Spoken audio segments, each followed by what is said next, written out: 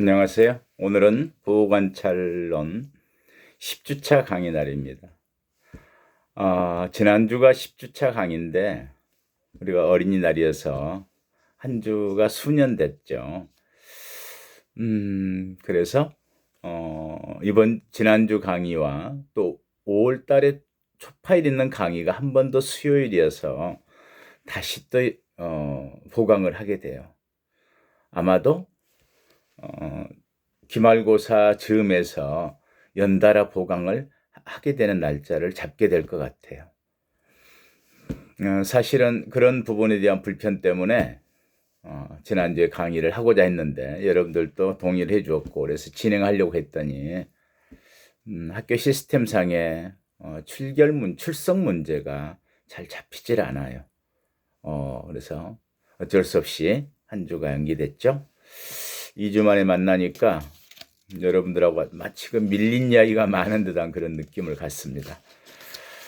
그래요. 몇 사람만 이름 불러볼게요. 늘 이렇게 만나야 되네요.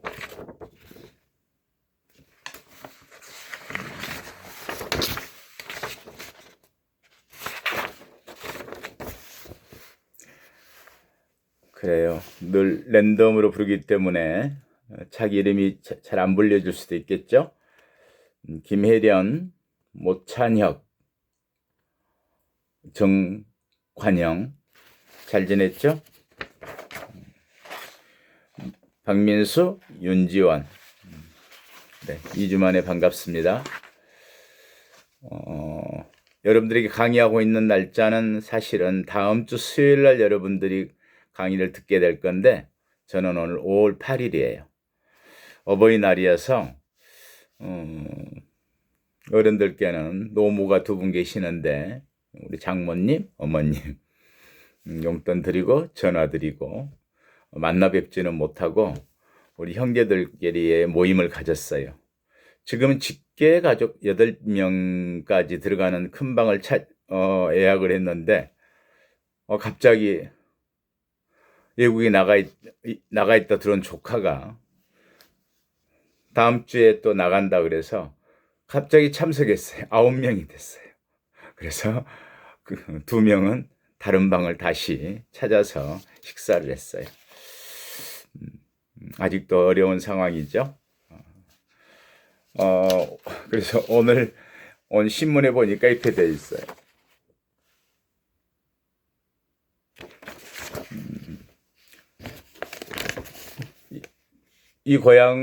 이 동네 말투로 한번 읽어볼까요? 어버이날 집에 오지 말고 용돈만 보내라잉. 이렇게 제목을 달았어요. 이렇게 이 동네에서는 아마 전라남도 고흥과 순천 이쪽에서 이렇게 플랜카드를 걸었대요. 이번 어버이날은 집에 오지 말고 용돈만 보내라잉 이라는 내용이 담긴 현수막을 달았다는 거죠. 여러분들은 어떻게 지냈나요? 전화만 드려도 또 그럴 수밖에 없지만 효도의 또 방식인 것 같아요. 우선 여러분들 궁금해하는 그 중간고사에 대한 이야기에 대한 그 피드백 겸 이야기를 좀 할게요. 다들 잘 썼어요. 이름을 좀 가려볼까요? 가장 좋은 점수로 99점, 98점 받은 학생도 있고 80점대, 70점대를 받은 학생도 있어요. 무슨 차이일까요? 잘 받은 학생 이야기를 할까요? 필수 문제로 조두순 출소 후에 보호관찰에 대하여 논하라. 조두순의 보호관찰 그 사실 자체에 대한 관심을 이야기하는 건 아니죠. 거기에 국한된 이야기가 아닙니다. 근데 많은 학생들은 그렇게 썼어요. 조두순이 출소해서 어떤 식의 보호관찰을 받고 있는지, 어떻게 우리 사회는 그 안전을 위해서 조치를 하고 있는지, 그렇게 열심히 잘 정리해 준 학생들은 아마도 제가 저한테 평가받기는 잘 써도 80점쯤 받을 수 있을 것 같아요. 그런데 그 문제에 대해서만 제가 만점 준 학생이 있어요. 이 점수는 물론 전체 점수도 99점을 받았지만 조두순의 보호관찰은 보안 처분의 성격을 받는다는 것과 형사정책의 강경화에 따른 보호관찰의 강경화가 맞물려 있다는 것들, 그리고 이러한 조두순이 같은 고위험성 성폭력범들에 대해서는 어떤 교육적인 다른 어떤 치료적인 조치가 필요했을지, 이런 부분들을 잘 정리해주는 그걸 여러분들이 잘 이해하는지를 알고 싶었죠. 그 이야기를 여러분들이 잘 정리했으면 좋겠다고 생각하고 있었어요.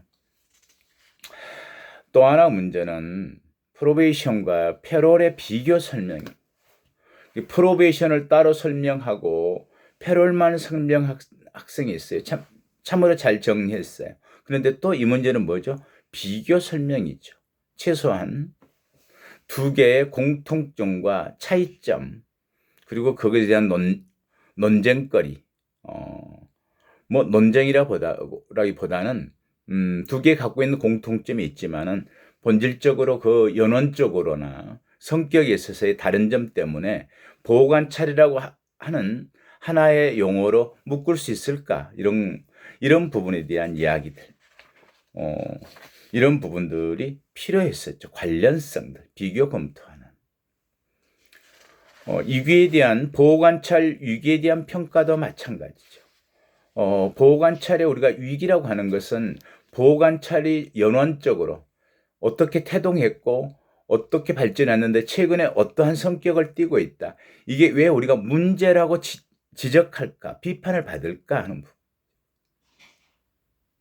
그렇죠? 지지하고 원조하고 사인의 처우로서의 사람을 재활을 해서 우리 사회에 다시 되돌려 보내는 이런 부분에 대한 보호적 조치가 강한 게 아니라 사회 안전을 위해서 너무 관찰과 통제의 부분들에 대해서 과연 어떤 효과가 있을까?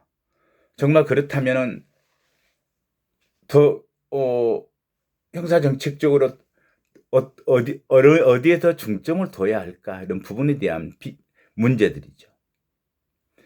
거기에 대한 평가입니다. 그러한 부분들 여러분들 잘 생각했는지, 현재 있는 형사정책의 강경화, 보호관찰이 사회 안전을 더 개인의 보호보다는 더 강조되었는데 이것이 갖는 문제점에 대한 이야기들이죠. 효과성까지 고민해 본다면 참 좋은 답안이겠죠. 우리가 이 공부하는 목적이, 이 수업의 목표가 거기에 있지 않을까요? 여러분들이 보호관찰관이 된다면 보호관찰관으로서의 마인드, 어떤 태도들, 보호관찰에 대한 깊은 이해, 이 부분과 관련 지어져 있는 것. 또한 보호처분과 보안처분의 비교 설명도 마찬가지. 제가 다 비교 설명 이렇게 했던 것들은 보호처분이 무엇이고 보안처분이 무엇이라는 것의 성격과 그 두 가지가 보호관찰에서 어떤 의미인지 라고 하는 부분들, 최근에 보안처분 쪽으로 강조되고 있는 부분과의 관련성들, 이런 부분들이 좀 잘 정리되면 좋았겠다 생각합니다. 굉장히 열심히 준비했고 잘 적었지만 나는 좋은 점수를 받았을까? 이런 생각들도 들죠. 비교적 다들 잘 열심히 한 만큼의 여러분들에 대한 평가를 잘 하려고 했습니다만은 조금 이 부분을 공부할 때 두 가지를 비교 분석하는 것, 공통점과 차이점, 그의 변화에 대한 비판과 그 의미들, 이런 부분들에 더 잘 썼으면 좋겠다는 생각이 드는 학생들도 있었어요. 아무튼 다들 전반적으로 잘 정리했어요. 조금 아쉬운 부분들도 많죠. 제가 체크들은 했는데 다음에 다시 한번 여러분들에게 개별적으로도 이야기할 기회가 있었으면 좋겠습니다. 그래요. 오늘은 첫 시간은 잠깐만요.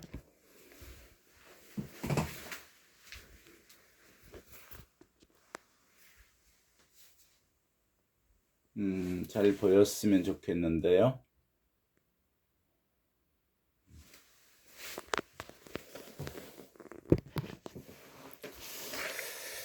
제가 정리하는 걸 보여주는 게 더 잘 보인다는 학생이 있어서 한 번 더 보여드리고 시작할게요.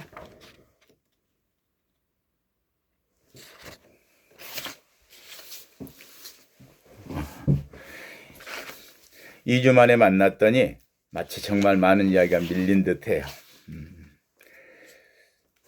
형사정책 관련 포인트들 몇 가지를 간략하게 또 소개하면서 강의를 시작할 텐데 우선은 우리하고 아주 밀접한 이야기들이에요.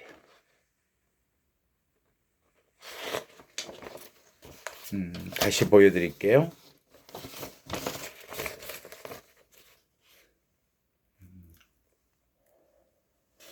보호관찰관으로서의 관심 있는 학생들은 이 자료를 다시 한번 여러분들 살펴봐도 좋을 것 같아요. 경향신문 5월 6일자 자료예요. 법무부의 음주감시 전자발찌를 개발하는 부분 문제예요. 이제 전자발찌만 차고 있어도 음주를 했는지 얼만큼 했는지를 파악할 수 있다는 거죠. 정말 대단한 우리나라 IT 기술들인데 제가 현직에 있을 때 지금도 잘 이제 운영되고 있지만은 원격 화상 치료 부분들 그런 부분들을 도입했었고 한 번 또 설명했었죠. 화상 시스템으로 검찰과 법원, 교정, 보호관찰이 한데 묶여도 그 업무의 효율성, 인권 보장, 또 비용의 문제, 위험성의 감소 이런 부분들하고 굉장히 효과적이겠다 그랬는데 그때도 그걸 IT 개발하는 사장이 함께 일을 저하고 하고 싶어 했었고 그런 이야기를 해줬었거든요. 이제 만약에 검찰에서 조사를 한다 그러면은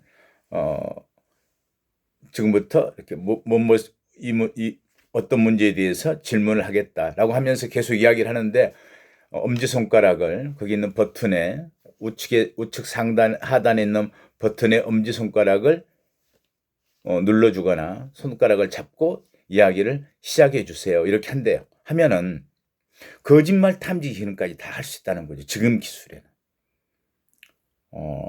체온의 변화, 박동수의 변화 아마 이런 부분들을 가지고 체크가 어느 정도 되나 봐요.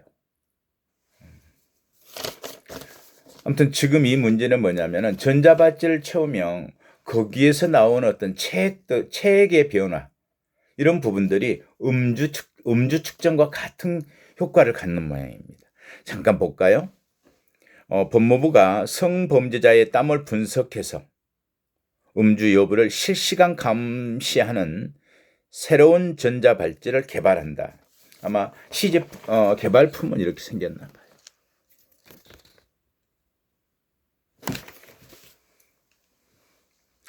헌법상 기본권인 신체의 자유를 그런데 과도하게 침해한다는 비판. 또 한편 또 다른 의견은 성범죄자의 재범을 효과적으로 예방하기 위해서는 필요하다는 반론이 맞서고 있는 상황. 그런데 이제 필요하다는 쪽들에서는 성범죄 재범의 가장 어떤 중요한 어떤 팩터 하나의 요인으로서 음주를 드는 것 같아요. 예를 들어서 조사자 한 41건 중에 성범죄를 재범한 재범자 41건 중에 22건 그러니까 퍼센트지로만 이 숫자만 가지고 퍼센트지를 따지면은 53.7%가 음주 상태에서 재범을 막기 위해서는 음주 상태 또 그러한 그 관련된 문제들을 파악한다면 재범을 방지하는 데 도움이 되겠죠. 그런데 문제는 뭘까요? 과도한 인권 침해직의 문제가 없을까요? 자, 그러면 그런 부분에 대해서는 헌법은 뭐라고 하고 있을까요? 헌법 제37조에서는 국민의 모든 자유와 권리는 질서 유지나 공공복리를 위해 필요한 경우에 한해서는 법률로서 제한할 수 있다. 그렇게 해두었어요. 그렇지만 그러면서도 제한하는 경우에도 자유와 권리의 본질적인 내용을 침해할 수는 없다고 규정하고 있죠. 그래서 법학전문대학의 건국대 한상희 교수는 뭐라고 하냐면 성범죄 예방이란 중요한 목적이 있어도 개인의 기본권 침해는 최소한도에 그쳐야 한다. 국가가 공익을 명목 삼아서 개인의 생체 정보 수집을 확대하면 결국 전방위적 사찰 기구도 만들어질 수도 있다는 위험성을 지적하고 있는. 여러분 지금 들으면서 생각은 어떤가요? 어느 쪽인가요, 여러분은? 같이 강의실에서 만났다면 우리 같이 굉장히 많은 재미있는 토론이 가능한 부분입니다. 그런데 법무부 관계자의 말은 이런 거예요. 미국의 음주 감시 장치 입법례를 보면 한국에서 도입하는 것도 어렵지는 않다고 본다. 말한 이 부분은 입법적인 부분에서 그런 것 같아요. 외국에서도 이런 부분들 사회 안전을 위해서 이런 부분 미국도 도입되어 있지 않느냐 이렇게 이야기를 하는 거죠. 입법의 문제니까 또 이 전자발찌가 만약에 개발돼서 착용하게 된다면 또 입법 과정을 또 절차를 거쳐야 되잖아요. 그래요. 시간은 첫 시간이 좀 빠듯한데 몇 가지 여러분에게 이야기했던 보여줬던 형사정책 관련 포인트들 여러분과 못 만난 지난주에 있었던 일들입니다. 혹시 보셨나요? 아빠 성을 따르는 원칙, 혼외자 구분 이걸 없애겠다. 무슨 말이냐면 엄마 성으로도 쓸 수 있는지 출생 신고 때 자녀들의 성을 선택할 수 있다. 그러면 우리는 3남매인데요. 오빠하고 나하고 내 동생하고 성에 다 다를 수 있나요? 이 논리에 의하면 이렇게 된다면 다를 수도 있죠. 이것은 지금도 이 부분은 검토 중이고 5년 후쯤에 아마 입법을 준비하는 것 같은데요. 여러 가지 문제는 물론 많겠죠. 최소한 민법상에는 여러 가지 문제가 많죠. 상속, 유산의 상속, 또 뭐 이제 집안에서의 어떤 재산 관련 문제나 제사 지내는 가문의 어떤 가계의 전속 문제 여러 가지 것들 가지고 많이 민법에서도 또 손을 봐야 될 것 같아요. 근데 현재 이제 그런 부분이 좀 검토 중이고요. 얼마 전에 그런 소식 들었죠. 디지털 교도소 운영자 구속시켰었는데 징역 3년 6개월이 선고됐네요. 그리고 이제 추징금이 818만 원 함께 명했어요. 자, 이 사람들이 이걸 만든 것은 물론 이제 악인을 그냥 두지 않겠다. 우리가 심판하겠다. 온 세상이 너희들을 공개해서 다시는 발붙이지 못하게 하겠다. 이런 뭐 명분도 있었고 또 이제 그 사람들의 정보를 우리 모두가 안다는 스스로들의 생각에는 아마 공익적 부분도 있다고 생각했는지 모르겠습니다. 그렇지만 어떤 사람의 정보를 계속해서 인터넷상에 올린다? 피의자 신상 정보와 법원 선고 결과 등을 성폭력 범죄들의 자료를 올린다? 위험하지 않을까요? 왜냐하면 그게 사실일지라도 팩트에 어긋남이 없다 하더라도 그 사람 개인 신상 정보나 인권 침해적인 부분이 있는데 만약에 그것이 사실이 아니라면 또 어떡하죠?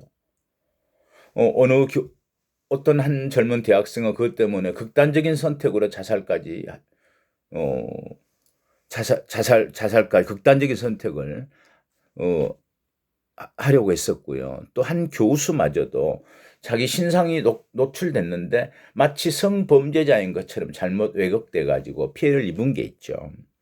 그래서 이처럼 임의로 이러한 정보를 공개하는 것이 적절하지 않다라는 판단이겠죠. 이렇게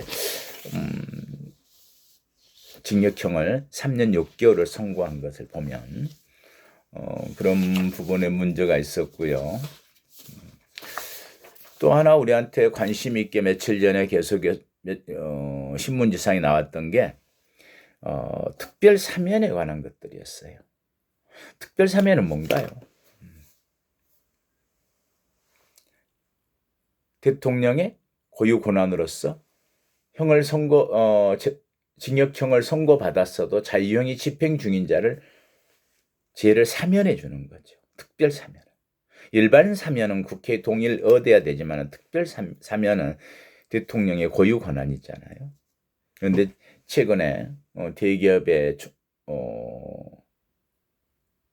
그냥 그렇게 하기도 좋겠네요. 삼성의 부회장인 이재용을 특별 사면을 해야 한다. 그게 국익에 옳다. 예를 들면 이런 거래요. 국가 대 국가로 최근에 문제가 되고 경제적으로 어떤 영역 다툼이 되고 문제가 된 게 현재 반도체 문제인데 전자에서 반도체는 어떤 양식 같은 쌀과 같은 거라고 그렇게 이야기하죠. 자, 그런데 미국이나 다른 유럽에 한국이 을로서 밀릴 수가 있는 거죠. 그런데 기업 대 기업으로 두면 삼성전자가 애국 기업이 돼서 또 갑의 역할을 할 수 있고 또 그게 우리 국익에는 바람직하다. 그러니 이만큼 이제 삼성에 대해서 또 개인 이재용에 대해서 이렇게 문제를 제기했고 그렇게 처벌했으면 그냥 특별 사면하는 게 좋지 않겠느냐 뭐 이런 논쟁거리도 있었고 지금 되고 있고 또 전에는 우리나라는 좀 전 대통령이 두 사람이나 교도소에 교정시설에 수용되어 있죠. 자, 전 국민의 화합을 위해서 국가가 전체 정치적인 어떤 문제로 이렇게 나뉘어져 있는데 이 부분들의 통합을 위해서는 내보내주는 게 달리 내보내줄 수는 없잖아요. 가석방이란 것도 어느 정도의 집행률이 있어야 되고 가석방 사유에 타당해야 되는데 특별 사면은 국민 통합이라는 이런 부분에서 대통령의 결단이 있으면 가능하기 때문에 특별 사면 한다면 어떠냐 이런 이야기들이 있죠. 여러분들은 의견 어떻나요? 생각은? 이게 너무 정치 논리로만 가니까 우리가 형사정책적으로 어떤 이야기하기에는 참 어려운 부분들이 이렇게 혼란스러운 게 있죠.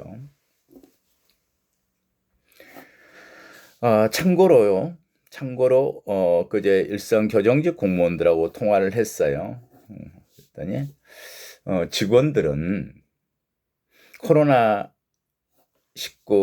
백신 접종 아스트라제네카로 한 것 같아요. 했다고 그래요. 직원들은 전체 직원이 백신 접종을 끝냈대요. 아마도 우리 사회의 어떤 위험성, 사회적으로 필수 요원이라고 하는 경찰과 소방관들에 대해서 그리고 이제 물론 또 요양병원에 있는 간호사들이나 의료진들, 간호사를 포함한 이런 사람들은 백신 접종을 먼저 하겠다 했었는데 교정시설에서도 사회적 필수 요원이기도 하고 또 집금 시설이잖아요. 집합 구금 시설에서의 관리자들의 문제는 굉장히 심각하기 때문에 먼저 다 한 것 같아요. 대신 언론에는 드러내지 않고 한 것 같아요. 국민들의 여러 가지 법감정, 쓸데없는 논란의 대상이 되지 않게 하기 위해서 그런 거 아닐까요? 그리고 이제 수용자들 전체도 저는 집금 시설이라 먼저 다 백신 접종을 해야 되는 거 아닌가 생각했는데 그 안에서도 우선적으로 먼저 75세 이상만 백신 접종을 했다는 이야기를 들었습니다. 여러분들을 2주 만에 만나면서 그동안에 있었던 우리가 형사정책 또는 폭넓게는 사회정책과 관련된 그런 이야기들이었어요. 좀 쉬었다가 다음 시간에는 대한민국의 보호관찰이 어떻게 발전해 왔는지 거기에 대한 이야기를 한 시간 더 하도록 하겠습니다. 쉬었다 하죠.